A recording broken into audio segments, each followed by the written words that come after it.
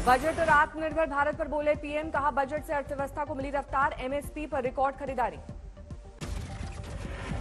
अब दुनिया के लोग भारत को अधिक मजबूत रूप में देखना चाहते हैं।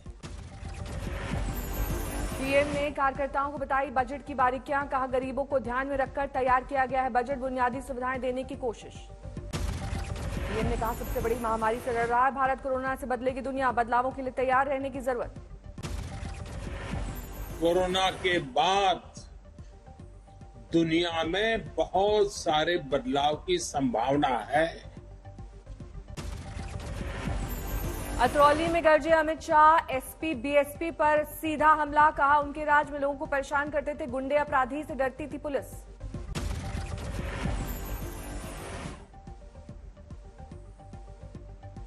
से पुलिस डरती थी, योगी आदित्यनाथ की सरकार आई, 5 साल में माफिया पलायन कर गया उत्तर प्रदेश के बाद। अखिलेश पर अमित शाह ने साधा निशाना, कहा यूपी का भला नहीं कर सकते समाजवादी पार्टी के माफिया प्रत्याशी। अगर माफिया ढूंढना है तो समाजवादी पार्टी के प्रत्याशियों की सूची में देख लीजिए, वहां पर भी दिखाई पड़ता। अमित शाह ने कहा पीएम मोदी ने किया है देश को सुरक्षित रखने का काम, यूपी में डबल इंजन की सरकार कर रही है विकास। बुलंदशहर में योगी का धुआंधार प्रचार, जनसभा में कहा पहले तमंचे की फैक्ट्री चलती थी, अब पड़ोस में बन रहा है डिफेंस कॉरिडोर। जो लाल टोपी है ना, ये रेड अलर्ट है, हिस्ट्री सीटर। बुलंदशहर में बोले योगी अलीगढ़ की तोप जब सीमा पर गरजेगी तो पाकिस्तानी सैनिक भाग खड़े होंगे, तोपों पर बैठकर युवा देश की करेंगे रक्षा। अखिलेश पर योगी का सीधा हमला, कहा सपाई दंगा कराते थे और जनता के पैसे से यूरोप घूमने जाते थे। मित्र वाले मित्र पैसे से पूरे खानदान को यूरोप का टूर कराते थे, यूरोप का।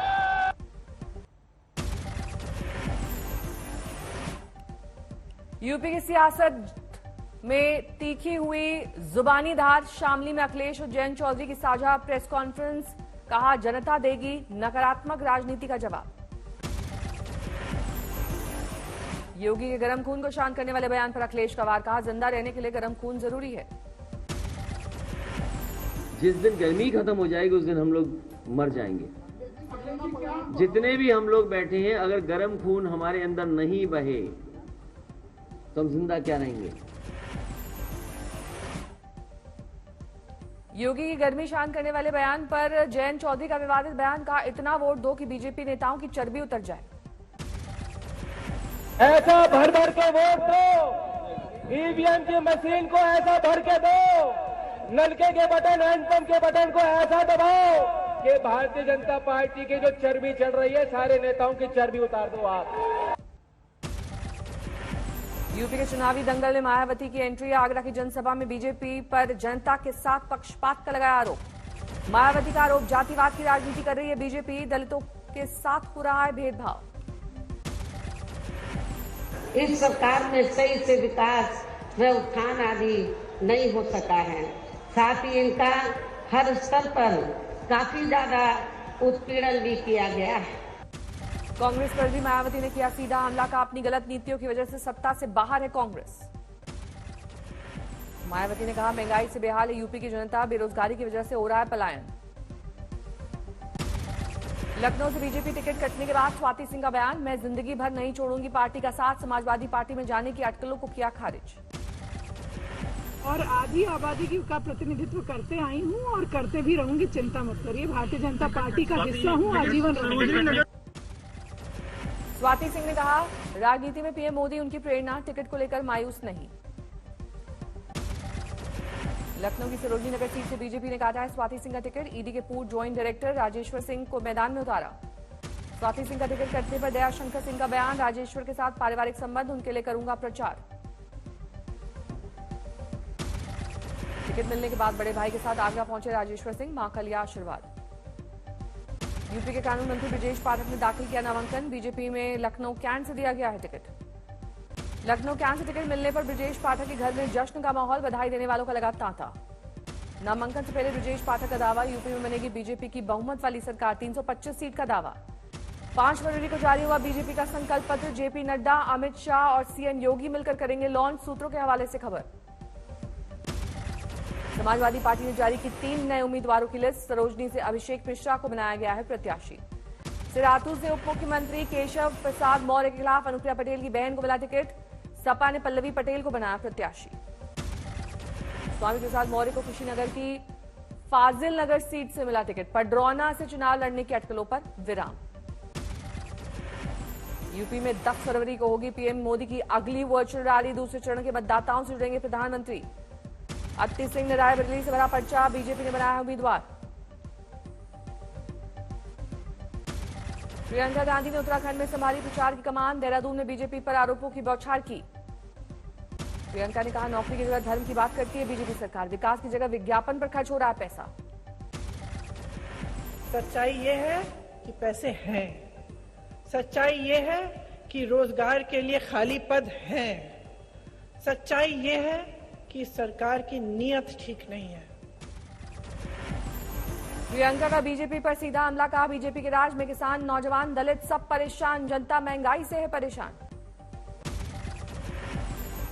सच्चाई ये है कि आपको डबल इंजन की सरकार का वादा किया, लेकिन आज स्थिति इन्होंने ये बना दी है कि पेट्रोल डीजल इतना महंगा है, इनका ही इंजन ठप हो गया है। मेरठ में एसपी नेता के बिगड़े बोल, कहा 5 साल में हर थाने में मची हिंदू गर्दी, वीडियो हुआ वायरल। पंजाब में सीएम उम्मीदवार के चुनाव के लिए कांग्रेस ले रही है जनता की राय, सिद्धू ने कहा सीएम फेज के ऐलान से चुनाव में पार्टी को होगा फायदा।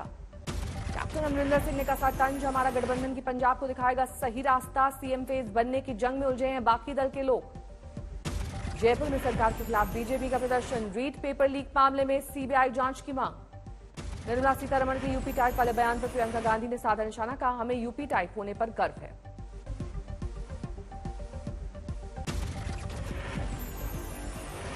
छत्तीसगढ़ के स्वास्थ्य मंत्री टीएस सिंहदेव का छलका दर्द, बोले राहुल गांधी के दौर से पहले मुझे बदनाम करने की हो रही है साजिश। बीजेपी नेता और पूर्व सीएम रमन सिंह ने कहा राहुल गांधी को समझ नहीं आ रहा है कि छत्तीसगढ़ किस दिशा में जा रहा है, कोई उन्हें बताए। गुंटूर में आखिरकार थमा जिन्ना टावर को लेकर छिड़ा विवाद, गुंटूर पूर्व के विधायक मोहम्मद मुस्तफा ने टावर को तिरंगा पेंट कराया। वाईएसआरसीपी नेता और विधायक मुस्तफा ने कहा मुसलमानों ने अंग्रेजों से लड़ी थी आजादी की लड़ाई, बाद में कुछ मुसलमान चले गए पाकिस्तान, लेकिन हम सभी को अपनी धरती पर है गर्व। छपरा में अवैध शराब के कारोबारियों पर कसा ड्रोन का शिकंजा, ड्रोन कैमरा देखकर भागे तस्कर, उत्पाद विभाग ने निशानदेही पर नष्ट की तमाम भट्टियां और शराब।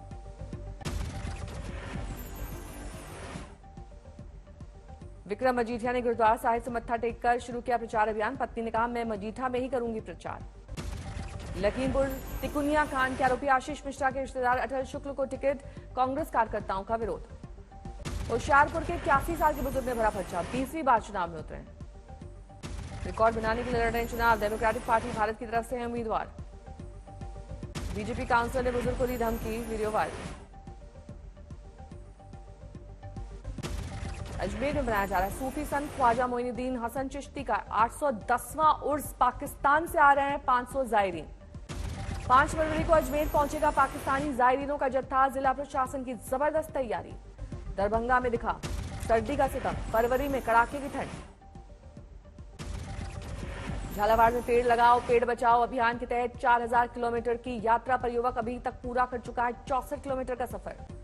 चंदौली में खास प्रोग्राम, पीएम की वर्चुअल रैली में पहुंचने वाले बीजेपी कार्यकर्ताओं पर बरसाए गए फूल। देश भर में घट रहा है कोरोना का आंकड़ा, लेकिन मौत की संख्या बढ़ी, 24 घंटे में 1733 मरीजों ने गंवाई जान। देश में पिछले 24 घंटे में कोरोना के 1,61,000 नए मामले, कल के मुकाबले मरीजों की संख्या में 3.4% की कमी। स्वस्थ होने वालों का इजाफा, 24 घंटे में 2,81,000 मरीज हुए रिकवर। केरल में संक्रमण की रफ्तार अब भी बेकाबू, 24 घंटे में 52,000 नए मरीजों से हड़कंप। तमिलनाडु में 16,000 नए मरीज, महाराष्ट्र में एक दिन में 14,000 से ज्यादा बीमार। दिल्ली में कोरोना से मौत के मामले कम नहीं, एक दिन में 27 लोगों की गई जान।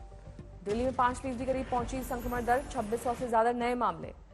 गुजरात में कोरोना के 8,000 से ज्यादा नए मामले, एक दिन में 35 की गई जान। अहमदाबाद में 2,702 नए मामले, वडोदरा में 2100 से ज्यादा नए मरीज। तमिलनाडु में मौत के मामले कम नहीं, एक दिन में 35 की मौत, राज्य में 16,000 से ज्यादा नए मामले। गृह मंत्रालय ने राज्यसभा में दी जानकारी, अनुच्छेद 370 हटने के बाद 26 जनवरी 2022 तक 439 आतंकी मारे गए। 370 हटने के बाद जम्मू कश्मीर में आतंकियों के खिलाफ लगातार ऑपरेशन, 26 जनवरी 2022 तक 109 सुरक्षा बलों के जवान शहीद। संसद में पेश आंकड़ों के मुताबिक 5 अगस्त 2019 अब तक हिंसा में 98 आम नागरिकों की मौत। जम्मू कश्मीर के शोपियां में मुठभेड़, मारा गया एक आतंकी। शोपियां के नौपोरा इलाके में फायरिंग, 2 आतंकियों की घेराबंदी। झारखंड के गुमला में गरीबी की वजह से बच्चे को बेचने के लिए मजबूर महिला, नवजात बच्ची को 5,000 रुपए में बेचा। 3 साल की बेटी को बेचना चाहती है महिला, खुद टीबी की बीमारी से ग्रसित। महिला ने 13 और 9 साल के 2 बच्चों को बेटा में ईंट भट्टे पर काम करने के लिए छोड़ा, पति बेरोजगार। भरतपुर में पुलिस की मनमानी, बच्चों की सड़क पर पिटाई। पुलिस की गाड़ी का हॉर्न सुनकर नहीं हटने पर भड़का गुस्सा, नाराज पुलिस वालों ने पीटा। गाजियाबाद में बदमाशों ने के हौसले बुलंद, कपड़ा कारोबारी से लाखों की लूट। दुकान मालिक और कर्मचारियों को बंधक बनाकर ले गए 11 लाख रुपए, सीसीटीवी में कैद हुई वारदात। नोएडा में अपराधियों का बोलबाला, पुलिस चौकी की नाक के नीचे दुकान से हुई चोरी। दुकान की छत की जाल काटकर चोरी, सीसीटीवी में डीवीआर भी ले जाते दिखाई दिए चोर। गुरुग्राम में दबंगों की मनमानी, मामूली विवाद पर एक ही परिवार पर पथराव। बद्रीनाथ माणा बॉर्डर रोड पर 15 से 20 फीट ग्लेशियर टूटकर आया, सड़क पर रास्ता हुआ बंद। जेसीबी मशीन की मदद से हटाई जा रही है बर्फ, सड़क बहाल करने की कोशिश। बद्रीनाथ धाम में जबरदस्त बर्फबारी, मंदिर के आसपास जमी बर्फ। कोलकाता एयरपोर्ट पर घना कोहरा, कई उड़ानों में देरी। दिल्ली एनसीआर में आज हल्का कोहरा, रेलवे के मुताबिक 15 ट्रेनें चल रही हैं देरी से।